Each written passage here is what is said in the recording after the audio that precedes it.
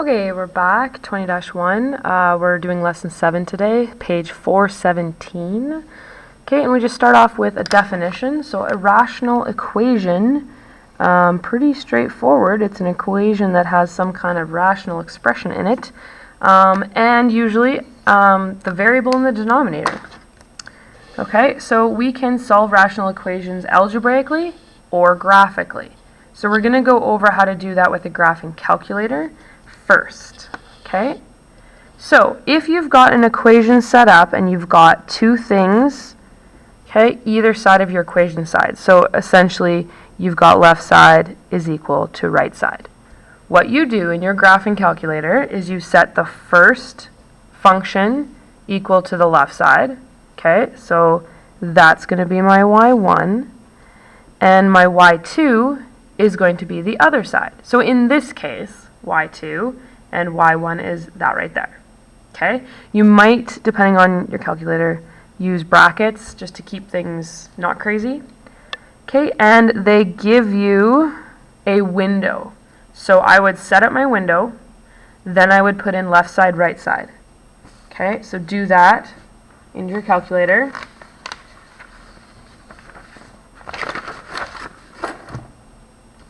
Okay.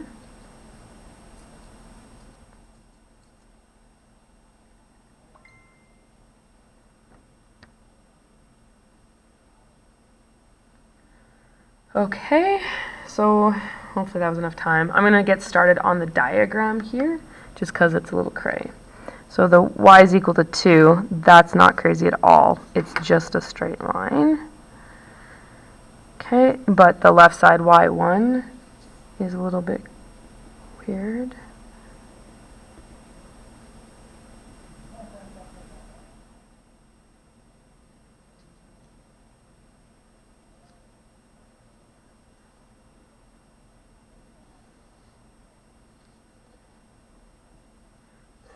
Okay, so hopefully that's what you noticed there. Okay, so here's my y is equal to 2, and then my rational has some weird stuff going on, which actually turns out to be not that weird. These two areas here are called vertical asymptotes, and the function doesn't touch them because we've got non-permissible values. Okay, so this is happening at x is equal to -1. This is happening at x is equal to -1 because those are non-permissible values. So it has to kind of skip over that. We'll talk more about that later. Okay, so then you just do your intersection, okay, the intersection feature, and you find those 2 points, okay, which once you do it, okay, you should get that the 2 solutions happen at 0 and 2. Okay? So that's the first method. Most people, I'd say, use the intersection method, but I mean, whatever works for you. You can also use the x-intercept method. It just means you have to move things over first. So for the intersection method, you just do left side, right side is your y1 and your y2. For the x-intercept method, you just have to rearrange it first so that one of the sides is equal to 0. Then you just graph this entire thing. Okay? So clear your calculators. Okay, and you see how this just got moved over. So -2, -2. So then that is what you are putting into your graphing calculator. Okay? So it says to choose an appropriate window yourself. So there's kind of baby steps. In this first example, it gave you that. Okay, if all else fails, remember, just use your standard window, which gives you like the 10, 10, -10, -10, and then you can go from there, zooming in and out. Okay, but as it is, okay, we're still going to have our asymptotes there. And it's going to come down at the 0. Okay, and then come down at the 2. And the reason why I know that it's 0 and 2, because then you would use the 0 feature. So you'd use the 0 feature and you'd find those 2 points. But of course, all we did was move them over. Okay, so, or move them down, I guess, right? So they're going to be the same. So two different ways you can do that graphically.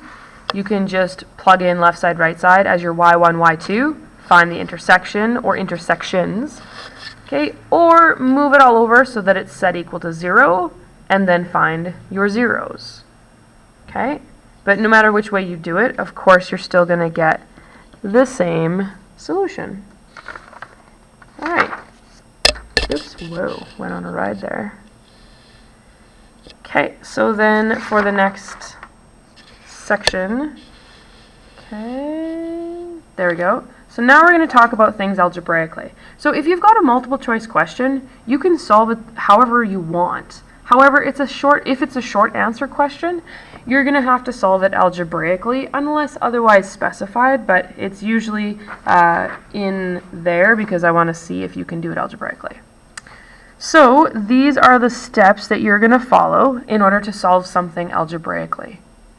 So first thing, if the equation consists of a single rational expression on each side, you cross multiply to simplify. So for example, there's my rational expression on each side. So I cross multiply, that means that goes up there, that goes up there. So then I'm going to have A times D is equal to C times B. Okay? If the rational equation has more than one term on either side, consider multiplying each term of the equation by the lowest common multiple in the denominator. Okay? Which we'll look at an example of that, and I'll bring you back to this. Okay? Use any other kind of skills that you have for solving linear or quadratic equations, and then always be aware of domain restrictions and check to make sure you don't have any kind of extraneous root, or that, you know, if you have a non-permissible value, blah, blah, blah. Okay, so in class example 1, we're going to state the NPVs, solve the equation, and then verify. Okay, so starting off with this first one. So here's one of those examples. Okay, so if the rational equation has more than one term, consider multiplying each term in the equation by the lowest common multiple of the denominators. Okay, well, the lowest common multiple of the denominators is x. So if I multiply by x this entire way, looks like I'm saying xx, multiply by x, okay, that's going to be x times 4 is 4x. X times 2 over x is just 2. X times 7 is 7x. And then x times 3x is just 3. So see how that just gets rid of all that craziness in the denominator. Then I can just, you know, get my like terms together. So I'm going to move that 4x over. 7x minus 4x is going to give me 3x. And then I'm going to move that 3 over. 2 minus 3 is going to give me negative 1. And then just solving for x, so I want x by itself, so I'm going to divide by 3. And I get x is equal to negative 1/3. Okay. So now, just to make sure, so my non-permissible values, x can't equal 0, and so this one's clear, it's not extraneous, but we still have to actually make sure that left side is equal to right side. So 4 plus 2 over negative 1/3 should equal, that's my right side, or sorry, my left side. My right side is 7 plus 3 over negative 1/3. Okay? So I want to see if they're equal. So 4 plus, now 2 times negative 1/3, if I multiply by my reciprocal, is the same as 2 times negative 3 over 1. Well, that's just going to be negative 6. Okay, so 4 subtract 6, so that's negative 2. Over onto this side, okay, once again, I'm multiplying by the reciprocal of this. So the reciprocal of 1/3 is 3 over 1, and I'm not forgetting that negative sign. So that's going to give me overall 3 times negative 3 is negative 9. So that's going to be 7 subtract 9, which is negative 2. Left side is equal to right side. Okay, so I solved, I wrote my NPVs, and I verified. Okay. So same thing here. Let's just do my NPVs first. So x cannot equal -1 and -2. So that's out of the way. Now, this is an example where I'm going to cross multiply, get rid of my denominators. So that x plus 2 is going to go up there, and you can multiply it all out with distribution in the first step, but I'm just going to show it as is.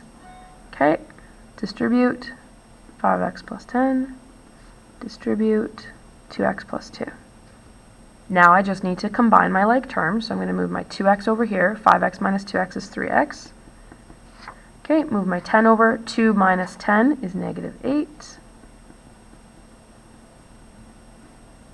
So x is equal to -8 over 3, which is good. It's not one of those.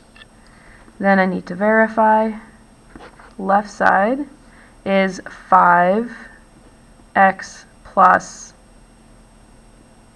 -8 over 3. That's going to give me kind of nastiness, but that's okay. Right side is 2, and then -8 over 3 plus 2. Okay, working down.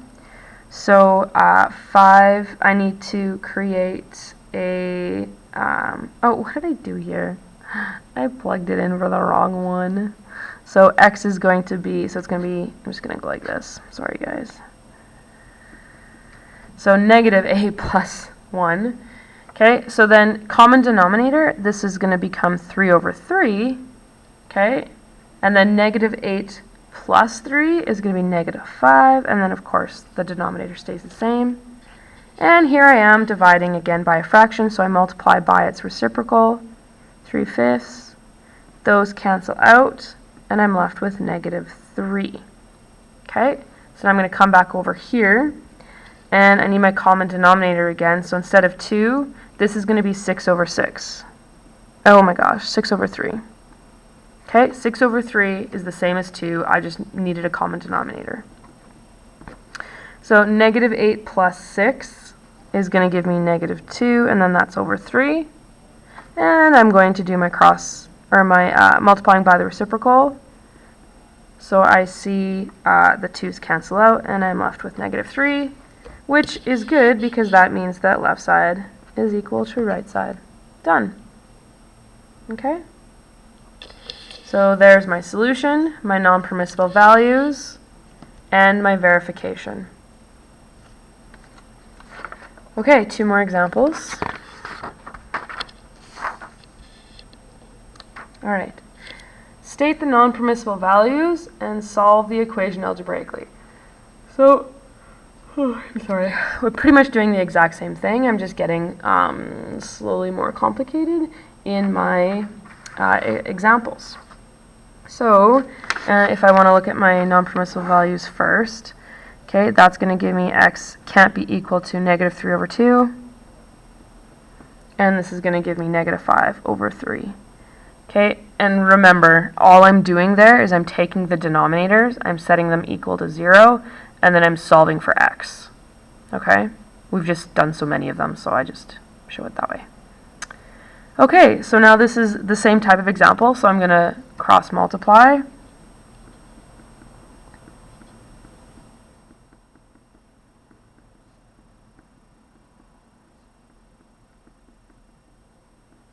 Okay.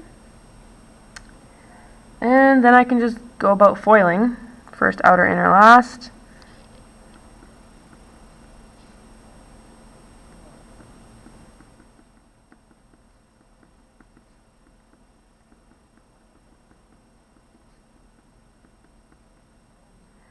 Okay, and then combining like terms. Okay, and 20 minus 14x, 19, 16x.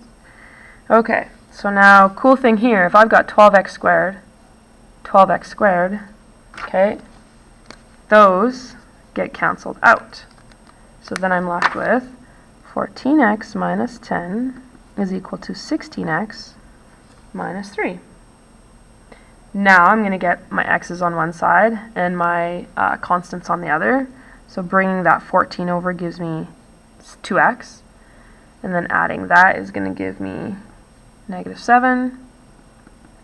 and then dividing and solving for my x gives me negative 7 over 2. Okay, so I've done my non-permissible values, I've got my solution, and then I need to verify, which I know you might be thinking, I don't want to verify.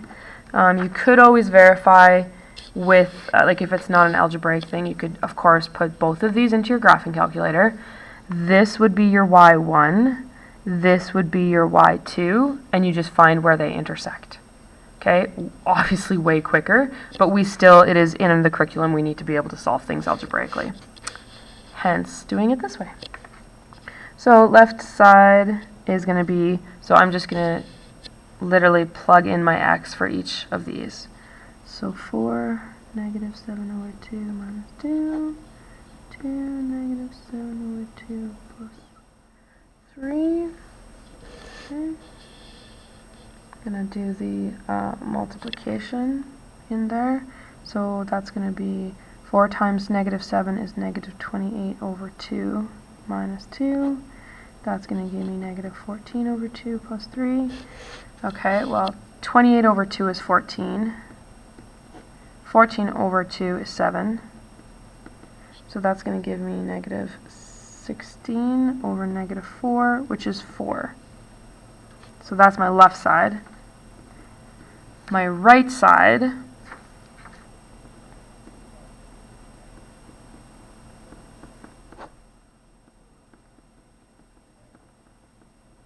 okay, so there's my equation. Oopsies. Oh my god! I'm sorry, I knocked you over. Okay, there's my equation for my right side. I just wanted to like move you up so that you could see this. So I just plugged in that negative 7 over 2 for those. Okay, so then you just have to do the math behind there. Okay, which this, forgive me for taking a shortcut, but this will actually go down to 4. So then left side is equal to right side. If you need more practice with all of this kind of simplifying algebra, go ahead and do this, okay? You should get an answer of 4. Okay, let's look at B. So, still a rational equation, okay? Now, you'll notice that we've got, they're split like this, okay? So we're going to multiply through by both sides, but let's just go ahead and do our NPVs first. So t can't equal negative 1 or positive 3, just to get that out of the way. And then we're going to multiply both sides by t plus 1 and t minus 3. Okay? So if I do these times this one over here, so I'm going to try that. There we go. Okay, those t plus 1s are going to cancel out, and I'm going to be left with 5t minus 2 times my t minus 3. Okay, so I just multiplied this first term by that binomial. Okay, or those two binomials, I should say. Okay, put my sign there, same thing. Okay, if I multiply these, those t minus 3s are going to be canceled out, and I'm going to be left with the 2t minus 1, and then this t plus 1. Okay, and then on my right side, I'm just going to have that 3 multiplied by those two binomials. So it does work out better because then you get rid of those binomials in your numerator. So now we got some multiplication to do. Okay, oh, the classroom lights went out. I'm still here. Okay, so go ahead and start foiling those. Trying to get my lights. There we go. Okay, so do the necessary foiling, gather your like terms, and then solve. Okay, so you can watch me do it, or you can do it on your own.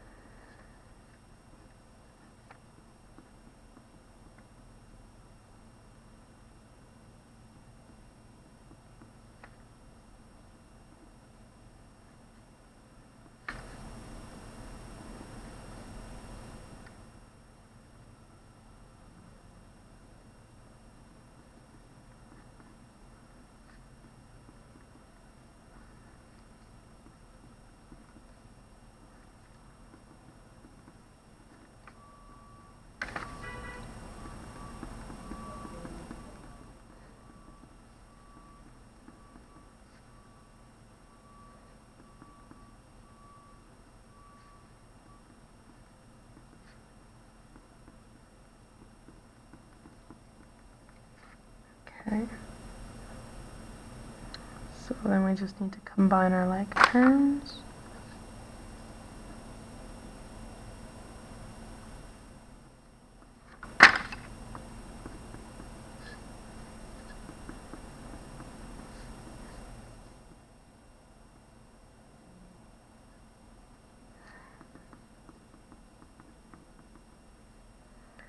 Okay, and then we see since we've got 3t squared on both sides, we can cancel that out, and then we want to get our terms together. So that's going to become, actually let's put this over here. So negative 18 is going to get added, so negative 6t plus 18 is going to give me 12t, and then I'm going to add that 9 over here, so then that's going to give me 16. So then when I solve for 12, so I'm going to have 16 divided by 12, which simplifies down into 4/3. So there's my solution. Okay? So I've got my non-permissible values, I've got my solution, and then you could verify graphically by doing the y1, y2, okay? Or you could verify algebraically, as long as you're verifying one way, okay? If you had, say, a test, and I was asking you to verify, you would have to explain, like you wouldn't, like don't just write verified by graphing. Draw me a picture or something and show where it's intersecting at least. Okay, it'd be better just to write this out, but at least as long as you're showing me you're verifying, I'm happy. Okay, and so we would verify, and we would find that left side equals right side. Okay, so I'll just put algebraically or graphically. Okay, and then we've got one more to do here. So hopefully you're saying, oh look, difference of squares. Okay, so I'm going to expand this right here.